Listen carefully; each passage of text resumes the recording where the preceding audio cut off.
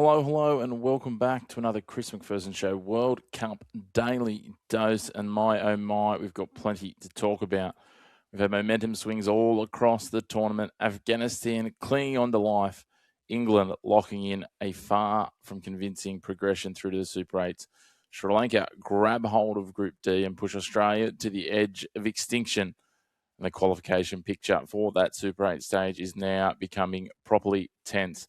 So much to unpack, so much to talk about. 3 recaps, 3 previews of the games ahead. Make sure to hit subscribe to stay up to date with all of your cricket content as well as other sports across the landscape. Hit like on the video as well if you're enjoying it. Get involved in the comments and let us know what your takeaways are as well. And of course, head over to our social media channels, Instagram, TikTok, Facebook, and X. Check out more of our sports content at the Chris Mack Show is where you'll find us. But let's get started. Let's talk Afghanistan versus the United Arab Emirates. And the UAE, 160 for 9, were chased down by Afghanistan with 5 wickets to spare. For the UAE, it was early damage. They lost 2 wickets inside the first 3 overs to be 13 for 2.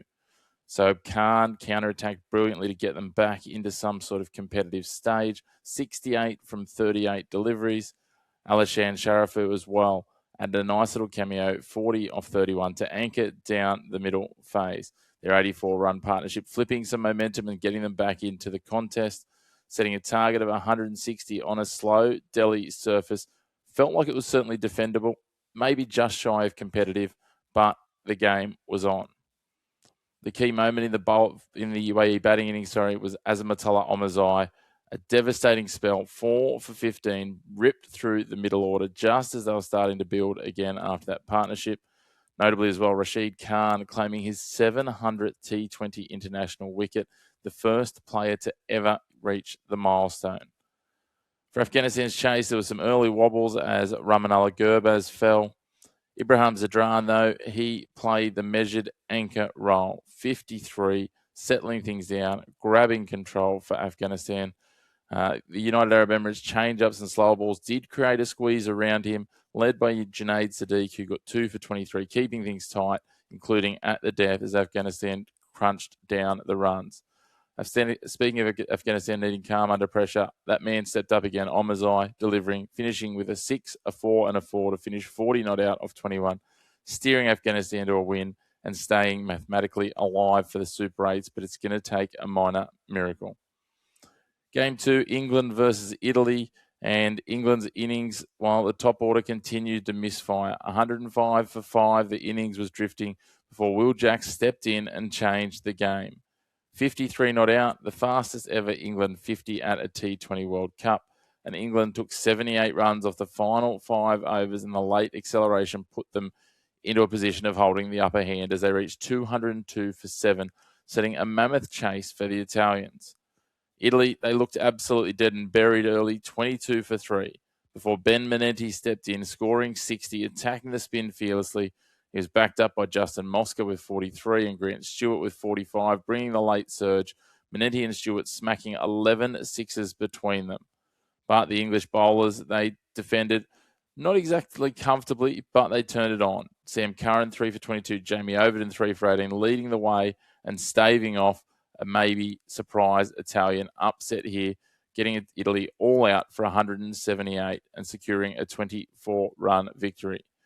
Big takeaways from this one. Yes, England have qualified, but against stronger attacks, those top order starts are a concern, and they need to continue to make sure they're powering with the bat and the ball. Moving on to Australia and Sri Lanka. And my, oh my, Australia, there's so many question marks, so many what ifs, so many whys. They did get a statement start with the bat. It looked positive as Mitchell Marsh and Travis Head added 104 in 8.4 overs. Head 56, Marsh 54, 100 up from 50 deliveries. They looked set for a massive score, and then spin slowed the tempo for Sri Lanka. Fielding intensity lifts, and they turned the screws at home. Australia then lost 10 for 77 from peak dominance to an absolute collapse, only taking 21 off the last 4 overs and just 6 off the final 2. So many questions around the selection of this squad. Mitch Marsh came straight back in. Yes, he performed. Steve Smith was officially added to their squad as a replacement for Josh Hazlewood in the lead up to the game, which made you question why the in-form player and one of the best of his generation was not brought into this side. It's hard to justify no room for him when the collapse under pressure is a recurring instance for this Australian side.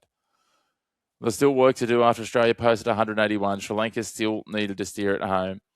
Their power play 61 for 1. They got off to a flyer. Pathum Nissanka playing a complete innings, 100 not out, controlled aggression, timing his runs. Kusal Mendes with 51 matched the tempo. And at 10 overs, Australia were earlier 2 for 110.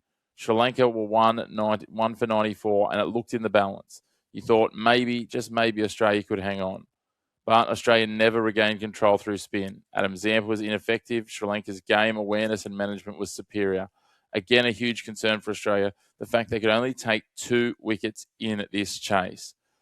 Sri Lanka are now into the Super 8s. Zimbabwe are now in control of their own destiny, and Australia need to rely on other teams and their results, including hoping and praying for an Irish miracle against Zimbabwe tonight. It is back to the drawing board. This is a disastrous campaign for Australia. The hints were there when they were smashed 3-0 in Pakistan with a depleted lineup. But they stayed the course. And now questions will remain. Steve Smith may come back in for the final game of the pool stages, but it's too little, too late, you would think. Australia absolutely needing all other results to go their way to have any chance of progressing to the Super 8s. That brings us on to our previews. We start with Canada versus New Zealand. Simple philosophy here for New Zealand. The equation, New Zealand win, they go to the Super 8s. Canada will be officially eliminated with a defeat. For New Zealand, no Lockie Ferguson. He's headed home for the birth of his child. And for Kyle Jamieson, he will likely come in and take that spot. Canada have been competitive, but execution's certainly been a little short in key moments. Cheap Hawk's morning moisture could assist Seam early. If New Zealand win the toss, they could bundle Canada out very quickly. Expect New Zealand's middle order batting to be the key here, control the tempo and get them home and through to the Super 8 stages of the tournament. Next up, it's Ireland versus Zimbabwe, and there's so much on the line here. Zimbabwe know that a win would secure their progression. Their momentum is absolutely up and about after the Australia scalp, but they are far from counting their chickens just yet up against an Irish side that could be plucky. Zimbabwe, their strengths, obviously the pace bowling of Blessing Muzarabani, Richard Ngarava and Brad Evans. They've taken 16 wickets in 2 matches. They've also got execution over emotion. Their captain, Sakana Raza, talking about the fact that they need to control this while they have destiny in their own hands. Ireland, they've got that high-scoring momentum off the Oman win. Josh Little will return to their squad to give them another boost. Their bowling unit is the one question mark. It needs a little more consistency, but this result could certainly define the group balance. An Ireland win could take it all down to net run rate between 2 or 3 of these sides in Group B and really set a cat amongst the pigeons.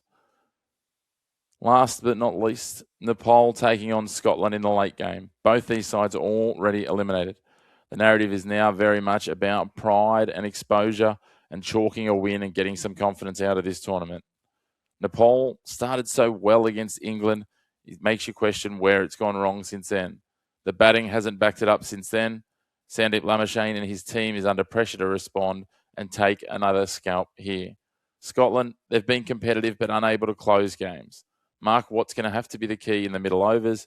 If their top order can perform, especially batting first, they might be able to set a total that will be out of reach of a faltering Nepalese batting lineup.